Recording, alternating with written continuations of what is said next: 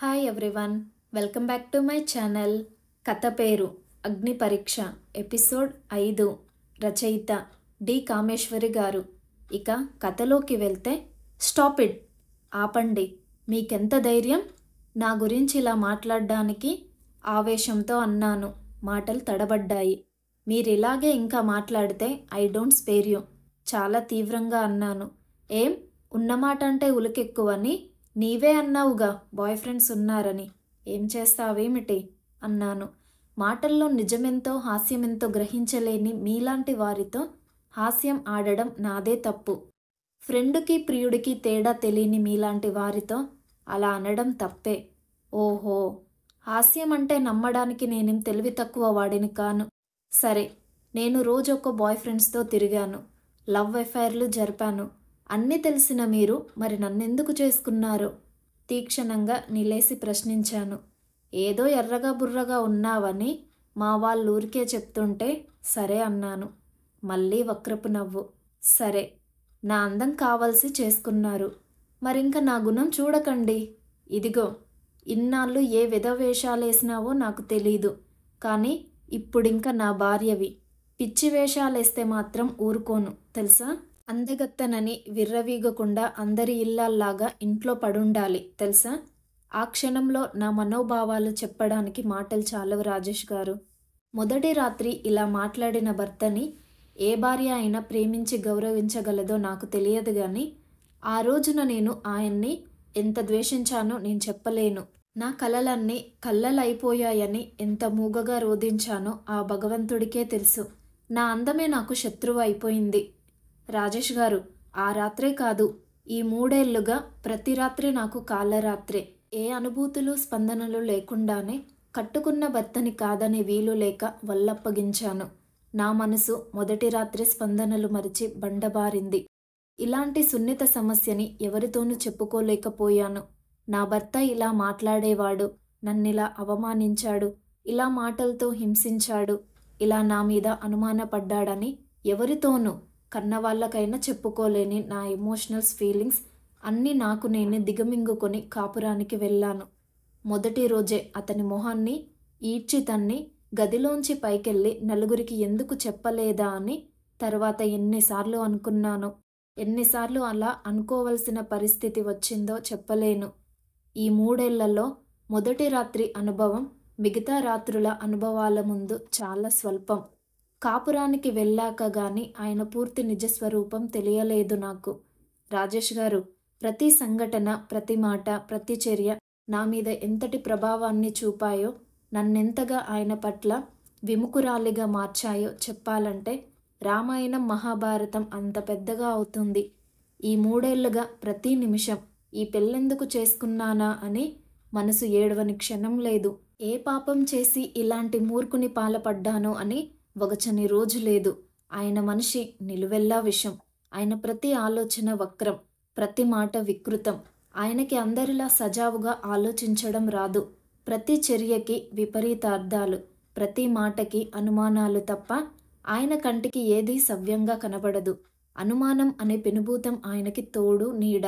నిల్చుంటే తప్పు, కూర్చుంటే తప్పు, అలంకరించుకుంటే అనుమానం, గుమ్మంలో నిల్చుంటే ఎవడికోసమో చూస్తున్నానని అనుమానం, సినిమాకి వెళ్తే పక్కవాడిని తగిలానో చూశానో అనే అనుమానం, పార్టీకి వెళ్తే పరాయి మగాడు పలకరిస్తే ఎక్కడ ప్రేమించేస్తానో అనే అనుమానం, పార్టీలో నవ్వితే తప్పు, నవ్వకపోతే తప్పు, బాస్ పలకరిస్తే నవ్వకపోతే కోపం, నవ్వితే అనుమానం, బంధువులలో మామూలుగా బావలు వస్తే సరదాగా మాట్లాడితే వాళ్ళతో ఏదో సంబంధం ఉండే ఉంటుంది అనే అనుమానం, కడుపొస్తే అది ఆయన వల్లో కాదోనని బాధ, అనుమానం, ఏ చిన్ననాటి స్నేహితులతో తారసపడి పలకరిస్తే పాత ప్రియుడని అనుమానం, నే అందంగా ఉన్నందుకు ఏడుపు, అందంగా అలంకరించుకుంటే ఉక్రోషం, నలుగురు నా చుట్టూ మూగి నన్ను ప్రశంసిస్తే ఉడుకుమొత్తనం. ఆయనకి రాజేష్ గారు, నా కర్మ కొద్దీ ఆయన పనిచేస్తున్నది పెద్ద కంపెనీ ఏమో, తరచూ పార్టీలుండేవి. పెద్ద పొజిషన్లో ఉన్న ఆయనకి నన్ను వెంట పెట్టుకు వెళ్ళక తప్పేది కాదు. మిగిలిన అందరూ వాళ్ళ భార్యలతో వచ్చినప్పుడు ఈయన ఎన్నిసార్లని తీసుకెళ్లకుండా వెళ్ళగలరు? అంచేత పార్టీలకి నన్ను తీసుకెళ్లడం తప్పనిసరి అయ్యేది. వాళ్ళ మేనేజింగ్ డైరెక్టర్, చైర్మన్ వగైరా అంతా నాతో చాలా బాగా మాట్లాడుతూ నా చుట్టూ చేరేవారు. పార్టీలో ఆయనని ఎవరూ పట్టించుకునేవారు కాదు. మిసెస్ రావ్ అంటూ నన్ను పొగుడుతూ, నవ్వుతూ, నవ్విస్తూ నా వెంట వెంటే ఉండేవారు. చిన్నప్పటి నుంచి అందంగా అలంకరించుకోవడం అలవాటు. అందులో పార్టీలంటే నాకు చాలా సరదా. ఈ ఢిల్లీలో లేడీస్ అందరూ చాలా ఆడంబరంగా తయారై వెళ్ళేటప్పుడు నేను సింపుల్గా అలంకరించుకుంటే బాగుండదని నాకున్న మంచి మంచి చీరలన్నీ, latest hair styles, sleeveless, lipsticks వగైరాతో తయారై వెళ్ళేదాన్ని నేను. అందరి కళ్ళు నా మీదే ఉండేవని నాకు తెలిసి గర్వంగా ఫీల్ అయ్యేదాన్ని. కట్టుకున్న మొగుడి దగ్గర లభించని మెప్పు పరాయి వాళ్ళ కళ్ళల్లో చూసి తృప్తి పడేదాన్ని. పార్టీలకి వెళ్ళేటప్పుడు ఎంత సరదాగా వెళ్ళేదాన్నో. వచ్చాక అంత నరకం చూపించేవారాయన. వాడితో ఎందుకు నవ్వావు, వీడితో ఎందుకు మాట్లాడావు, మా చైర్మన్ ముసలి పీనుగా నీకంత నచ్చాడా, వాడితో తెగ నవ్వావు, ఆ కపూర్తో ఏమిటా గుసగుసలు, రాత్రికి రమ్మని పిలిచాడా ఏంటి, ఆ పిలానిగాడు గ్లాస్ అందిస్తే తీసుకోవడమేనా, తాగనని చెప్పలేవు, అసలు నీకు ఆడ లక్షణాలెక్కడేడ్చాయి, మగాడితో సమానంగా తాగి తందనాలు ఆడదామనుకుంటే చెంపలు పగలగొడతాను, అందగత్తెనని నీ అందం చూసి ఎర్రగా బుర్రగా ఉన్న వాళ్ళని వలలో వేసుకుందామనుకున్నట్లున్నావు, నీకో మొగుడు ఏడ్చాడని గుర్తుందా పాపం. ఇలా ఆ మాటలెన్నని చెప్పను రాజేష్ గారు. ఆయన కుళ్ళు కసి అంతా నన్ను తిట్టి తీర్చుకునేవారు. వాళ్ళ బాస్లు you are so lucky Rao to get such a beautiful wife అంటూ పొగిడితే ఆ తర్వాత తన కుళ్ళు కసి అంతా నన్ను తిట్టి తీర్చుకునేవారు. వెధవలు, నీవందగత్తెవని చెప్పాలి కాబోలు అంటే నేనందంగా లేనని ఎత్తి పొడవడం. నిన్ను కట్టుకోవడం ఎంత అదృష్టమో, వెధవలకి ఇలాంటి పెళ్ళం ఉంటే తెలిసేది అనేవారు ఉక్రోషంగా. పార్టీలో పలకరించిన వాళ్లతో మాట్లాడకుండా ఉండడం ఎలా? అలా సోషల్గా మూవ్ అయ్యే చోట ఏ మగవాడో నా పక్కకు వచ్చి కూర్చుంటే అది నా తప్పైనట్లు ఇంటికొచ్చాక రాదంతం చేసేవారు. నాకు డ్రింక్స్ అసలు ఇష్టం లేదు. కానీ అలాంటి పార్టీలలో చాలాసార్లు రివ్యూస్ చేసిన ఏ చైర్మన్ స్వయంగా గ్లాస్ తీసుకొచ్చి బలవంతం చేస్తే మరీ మొండికెత్తడం అసహ్యంగా ఉంటుందని గ్లాస్ తీసుకొని అలా తాగుతున్నట్టు నటించేదాన్ని. దానికి ఒక గొడవ. మొదట్లో పార్టీలంటే చాలా సరదాగా, ఉత్సాహంగా అనిపించేది. ఈయన లాంటి మనిషితో సంసారం మధ్య ఔటింగ్ ఒకటే కాస్త ఓదార్పునిచ్చేది. కానీ ఆ పార్టీ తర్వాత మాటలతో ఆయన చేసే చిత్రహింస భరించలేక 4-5 సార్లు తరువాత పార్టీలకి రానని మొండికేసి వెళ్ళడం మానేశాను. ఆ పార్టీలలో అందరూ అడిగారు కాబోలు. వాళ్ళ బాస్ 2 సార్లు చూసి డైరెక్ట్గా నాకు ఫోన్ చేశాడు, రావడం లేదేం అంటూ. మీరు లేందే పార్టీకి అందమే లేదు అంటూ వస్తాననే వరకు వదల్లేదు. బాస్ గట్టిగా చెప్పాడు అని కాబోలు ఆయన పార్టీకి రమ్మన్నారు. నేను చచ్చినా రాను, మీ మాటలు భరించే శక్తి నాకు లేదు అంటూ తెగేసి చెప్పేశాను. అవతల వాళ్ళ ఒత్తిడి నేనిలా రాననడంతో ఆయనకి తిక్కరేగింది. ఆ వెధవలకి నీవు లేందే పార్టీలో రంజు లేదనే స్థాయికి వచ్చారంటే నీవు వాళ్ళని ఎంత ఎంకరేజ్ చేసి ఉంటావో నాకు తెలుస్తుంది. ఏం, వాళ్ళకంటే మంచివాడెవరన్నా ఇంటి దగ్గర దొరికాడా ఏమిటి? నన్నలా పార్టీకి వెళ్ళనిచ్చి ఇలా ఎవడినన్నా ఇంట్లోకి పిలుస్తావా? చదువు సంస్కారమున్న ఓ ఉన్నతోద్యోగి ఇలా మాట్లాడగలిగాడంటే ఎవరు నమ్మరు. కానీ ఆయన్ని ఎంత హీనస్థితికైనా దిగజార్చేస్తుంది ఆయన అనుమాన రోగం. ఆయన మెంటలీ సిక్ అన్నది నాకర్థమైనా ఎంతకని ఈ మాటలు భరించగలను? ఆయననే ఒక్కొక్క మాట శూలాల్లా హృదయాన్ని తూట్లు పరుస్తుంటే సహించలేక ఎదిరించేదాన్ని. ఆయనన్న దానికి చెప్పుదెబ్బ కొట్టినట్టు జవాబిస్తుంటే నోరు కాకుండా చేయి చేసుకోవడం ఆరంభించారు. ఆయనకి ఓ రకమైన ఇన్ఫీరియారిటీ కాంప్లెక్స్ ఉంది. అందమైన దాన్నని ఆశపడి గొప్ప కోసం చేసుకున్నారు. చేసుకున్న తర్వాత నా అందం ఆయనకి ఆనందం కలిగించడానికి బదులు ఇబ్బంది కలిగించింది. నేను అందమైన దాన్ని కనుక అందరూ నన్ను చూస్తారని, మాట్లాడి స్నేహం చేసుకుంటారని, తన గురించి ఎవరు పట్టించుకోరని, ఎలా మాట్లాడినా వాళ్లతో నేను అట్రాక్షన్లో పడతానని ఒక భయము, అనుమానం. తనని నిర్లక్ష్యం చేస్తానేమోనని బాధ, ఉక్రోషం.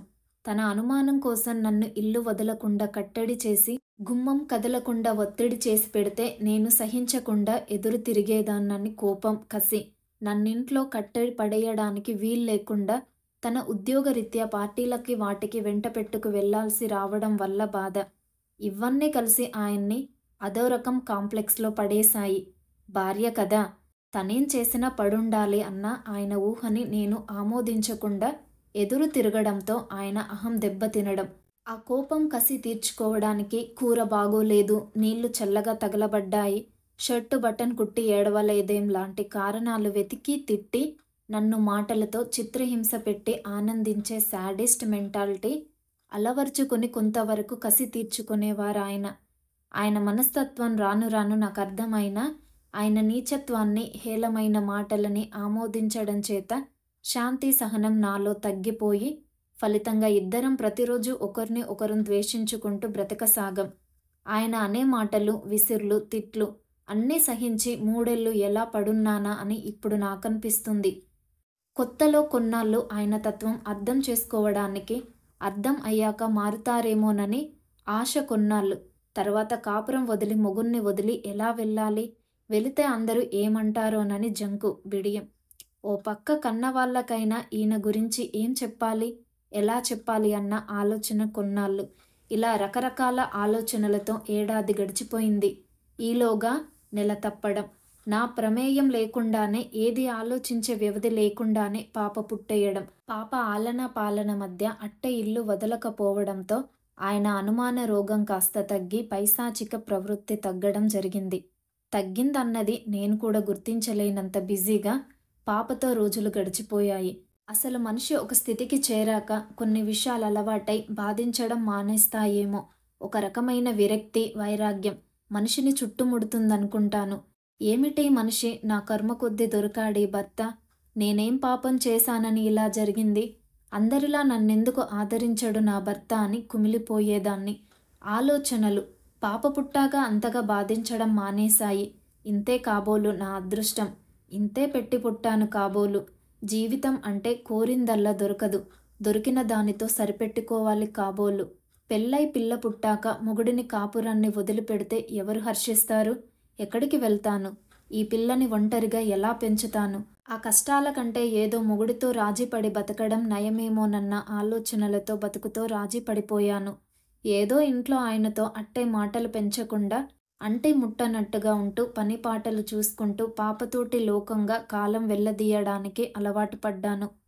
అదేం మనిషో, కట్టుకున్న భార్యని ఆదరించలేకపోయినా కన్నబిడ్డని కూడా ముద్దుగా దగ్గరికి తీయని ఆయన వింత మనస్తత్వాన్ని చూస్తే ఆశ్చర్యం అనిపించేది. పాప ఎంత తెల్లగా, బొద్దుగా, నల్ల జుట్టు, చక్రాల లాంటి కళ్ళతో రబ్బరు బొమ్మల ముద్దులు మూట కడుతూ చూసిన ప్రతి వాళ్ళు ఎత్తుకొని ముద్దాడేటట్లుండేది. ఆయన మాత్రం అంటే ముట్టనట్టుండేవారు. పాప ఏడిస్తే ఇదిగో పాప ఏడుస్తుంది అనడం తప్ప ఏ బాత్రూంలో నేనున్నా నేను వచ్చి ఎత్తుకోవాల్సిందే. ఆయన గారి మూడు బాగుండి పాప నవ్వుతూ కబుర్లు చెప్తే చిటికలు వేసి ఈల వేసి పిలవడం అపురూపంగా. గునగునగా పాకి వచ్చి బోసి నవ్వులు నవ్వే పసిపాపని చూసి చూడనట్టు తప్పుకు వెళ్ళే ఆ మనిషిని ఏమనుకోవాలో నాకర్థమయ్యేది కాదు. అంతగా ఎప్పుడైనా ఏడుస్తుంటే ఎత్తుకొని ముళ్ళు మీద ఉన్నట్టు అబ్బా అది లేచినప్పుడే బాత్రూంకి వెళ్ళాలా, ఏడ్చిందంటే వదలదు మొండిది అంటూ విసుక్కొని 2 నిమిషాలలో చేతిలో పెట్టేవారు. తప్పటడుగులు వేసి వచ్చి ఎత్తుకొమ్మని చేయి చాచే కన్నబిడ్డని ఎత్తుకోకుండా వెళ్ళే తండ్రి మనస్తత్వాన్ని అర్థం చేసుకోవాలంటే ఎవరికైనా కష్టమే. నేనెప్పుడన్నా నొచ్చుకొని ఏదన్నా అంటే నాకు చిన్న పిల్లల్ని ఎత్తుకోవడం అలవాటు లేదు, ఉచ్చపోస్తారు. అయినా ఎత్తుకొని మోస్తేనే ప్రేమ ఉన్నట్ట? దానికెన్ని గౌనులు కొన్నాను, బొమ్మలు కొన్నాను, మహా నీకొక్కతికే అన్నీ తెలిసినట్టు మాట్లాడకు, అన్నిటిలో నా తప్పులు వెతకడమే నీకు పని అని చిరచిరలాడేవారు. పాల డబ్బాలు కొనడం, బట్టలు కొనడంతో ఆయన తండ్రి బాధ్యత తీరిపోయినట్టు మాట్లాడే మనిషికి ఇంకేం చెప్పగలం రాజేష్ గారు? 3 ఏళ్లంటే ఓ 1000 రోజుల కాపురంలో ఇద్దరు కలిసిమెలిసి బతకాల్సిన భార్యాభర్తల మధ్య గుర్తుంచుకోదగ్గ ఒక్క తీపి గుర్తైనా నాకు దక్కలేదు. ఆ 1000 రోజుల్లో ఎన్నో వేల సార్లు ఈ పెళ్ళెందుకు చేసుకున్నానా అని ఏడ్చిన రోజులు తప్ప నవ్విన రోజులు ఒకటీ లేవు. ఆనందంగా గడిపిన రోజులు లెక్క పెడితే ఒక్క చెయ్యి వేళ్ళు కూడా పూర్తి కావంటే మా ఇద్దరి మధ్య కాపురం ఎంత సామరస్యంగా గడిచింది అర్థం చేసుకోండి. సరే, ఇన్నాళ్ళు లేనిది నిన్న కొత్తగా ఏం జరిగిందని ఆయన మిమ్మల్ని అంతలా అర్ధరాత్రి ఇంట్లోంచి తరిమారు? నిన్న న్యూ ఇయర్ డే కదండి. మా కంపెనీ గెస్ట్ హౌస్లో పెద్ద పార్టీ ఇచ్చారు. దానికి వెళ్ళక తప్పలేదు. అసలు కాస్త పాప పెద్దదైన దగ్గర నుంచి మళ్ళీ 2-3 సార్ల నుంచి చైర్మన్ స్వయంగా ఫోన్ చేస్తే తప్పించుకోవడానికి వీల్లేక వెళ్తున్నాను. పాప పెద్దదైంది. ఇంకేమీ ఎక్స్‌క్యూజెస్ లాభం లేదు. రావాల్సిందే తప్పకుండా అంటూ ఫోన్ చేస్తుంటే ఈయనే రమ్మని తీసుకెళ్లారు. గత 2 సార్లు ఎందుచేతో అట్టే మాట్లాడనే లేదు పార్టీ నుంచి వచ్చాక. మొహం ముడుచుకున్నారు తప్ప ఇంకేమనలేదు. నిన్న న్యూ ఇయర్ కదా! అంతా గేమ్స్ మూడ్‌లో ఉన్నారు. అందరూ బాగా డ్రింకులు పట్టించారు. ఈయన ఫుల్‌గా గ్లాసుల మీద గ్లాసులు తాగారు. రాత్రి 12 వరకు తాగుతూనే ఉన్నాడు. గేమ్స్, ఆ తర్వాత డిన్నర్, ఆ తర్వాత డాన్స్. ప్రతి వాళ్ళు చాలా జాలీ మూడ్‌లో ఉన్నారు. నేను చాలా రోజుల తర్వాత మంచి పార్టీ ఏమో, గేమ్స్ అన్నిట్లో సరదాగా పాల్గొన్నాను. ఆఖర్న జంటలందరూ డాన్స్ చేశారు. మేనేజింగ్ డైరెక్టర్, చైర్మన్ ఒకరి తర్వాత ఒకరు వచ్చి డాన్స్‌కి చెయ్యి అందించి ఆహ్వానిస్తే అలాంటి పార్టీలో తప్పదు కదా! మేనేజింగ్ డైరెక్టర్ నిజానికి చాలా మంచివాడు. 50 దాటినవాడు. చాలా సరదాగా అర్చనాజీ అంటూ మాట్లాడతాడు ఎప్పుడూ. ఆ రోజు డోస్ ఎక్కువైనట్టుంది. మాటిమాటికి వచ్చి నా భుజం చుట్టూ చేయి వెయ్యడం, డిన్నర్ తింటుంటే ఇది తిను, అది తిను అంటూ అన్ని వడ్డించడం, డాన్స్ చేస్తున్నప్పుడు కాస్త మితిమీరడం. నాకు చాలా ఎంబారసింగ్‌గా అనిపించినా, అలాంటి స్థితిలో ఏమనాలో, ఏం చెయ్యాలో తోచక వీలైనంత వరకు మృదువుగా వదిలించుకు తప్పించుకున్నా. ఆ రోజంతా నా వెంట పడ్డాడతను. ఈయన ఫుల్ డోస్ మీదున్నా అదంతా గమనిస్తూనే ఉన్నట్టున్నారు. పార్టీ అయి ఇంటికి వచ్చాక ఇంకా ఆయన నోటికి హద్దు లేకుండా పోయింది నిన్న. అనని మాట, అనకూడని మాట అని లేకుండా వాడితో కులుకేమిటి? అందరి ముందు వాడినలా కౌగిలించుకుని డాన్స్ చేస్తావా? మొదట వాడు నీ రంకు మొగుడా ఏంటి? అనే వరకు వెళ్ళి నానా తిట్లు తిట్టారు. అవన్నీ విని భరించే శక్తి లేక నేను తిరగబడ్డాను. అసలు పాప పుట్టిన దగ్గర్నుండి నేను ఆయనన్న దానికల్లా ధైర్యంగా ఎదిరించి జవాబిస్తున్నాను. ఊరుకుంటే మరీ రెచ్చిపోతారని. పార్టీకి తీసుకెళ్తున్నది మీరు.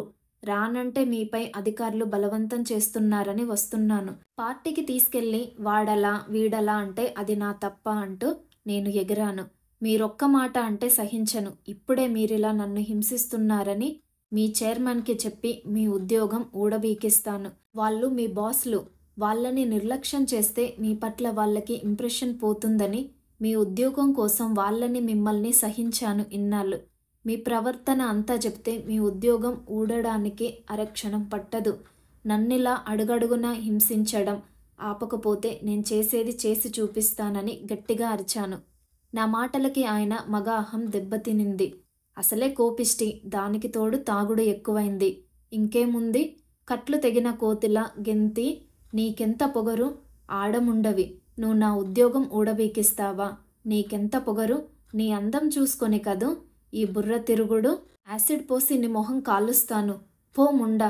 ఆ చైర్మన్ దగ్గరికి పోయి చెప్పు. పో, వాడి దగ్గరికే పో. వాడితోనే ఉండు. నీకు మొగుడెందుకు అంటూ నానా మాటలని చెయ్యి పట్టుకు లాక్కెళ్ళి గుమ్మంలోకి ఈడ్చాడు. గొడవకి నిద్రలేచి ఏడుస్తున్న పాపని రెక్కపట్టుకు తీసుకొచ్చి నావల్లో విసిరేశారు. పో, చావు. ఎవడితో చస్తావో అంటూ తలుపు చటాలున మూసుకున్నారు. అర్ధరాత్రి. ఇంత పని చేసి ఇంట్లోంచి గెంటుతారనుకోలేదు. సరే, మిగతాదంతా మీకు తెలుసు గదా? అర్చన నిట్టూర్చి అంది. బాగుంది. హాయిగా పెద్ద ఉద్యోగం, చక్కని భార్య, ఎంతో హాయిగా గడపాల్సిన జీవితాన్ని ఆయన ఇలా కుక్కలు చింపిన విస్తారిలా చిందరవందర చేసుకున్నారు. నా అదృష్టం ఇలా ఉంది రాజేష్ గారు. ఏదో బాగా చదువుకున్నవారు, పెద్ద ఉద్యోగి, మంచి కుటుంబం అనుకుంటాం గాని ఇలాంటి ప్రవృత్తి ఆయనదని ఎవరు మాత్రం అనుకుంటారు? ఆయనకే మగవాడు. నా బతుకు కుక్కలు చింపిన విస్తారిలా అయింది. ఎంత పురోగమించాం అనుకున్నా ఈనాటికి భర్తని కాపురాన్ని వదిలిన స్త్రీకి సంఘంలో గౌరవం ఉండదు. గౌరవం సంగతి అటుంచి ఎన్నో ఇబ్బందులు, ఇంకెన్నో సమస్యలని ఎదుర్కోవాలి. పట్టుమని 25 ఏళ్ళు లేని నాకు అప్పుడే జీవితంలో అన్ని అనుభవాలు పూర్తి అయిపోయాయి. అర్చన గొంతు పట్టుకుంది. కళ్ళల్లో తిరిగిన నీరు అతనికి చూపలేక మొహం పక్కకి తిప్పుకుంది. రాజేష్కి కూడా నిజమే అనిపించింది. అతని మనసు కూడా బాధపడింది. అయినా ఆమెకి ధైర్యం చెప్పాలని, భలేవారే మీరు, ఏదో జీవితం సమస్తం అయిపోయినట్లు అంత బాధపడుతున్నారేమిటి అప్పుడే? మీ ముందింకా ఎంతో బతుకుంది. రోజులు మారాయి. ఓ స్త్రీ భర్తతో విడిపోయినంత మాత్రాన ఆమెకి అన్ని సమస్యలే ఎదురవుతాయని అంత భయపడడానికి ఏముంది? చదువుకున్నారు. ఏదో ఉద్యోగం చేసుకొని మీ పాపని పెంచి పెద్ద చేసుకోగలరు. ఏ సహృదయుడో కాస్త సంస్కారం ఉన్నవాడో తటస్థపడి మిమ్మల్ని మళ్ళీ పెళ్లి చేసుకోవచ్చు ఓదార్పుగా అన్నాడు. మీరు చాలా ఉదారంగా ఆలోచిస్తున్నారు.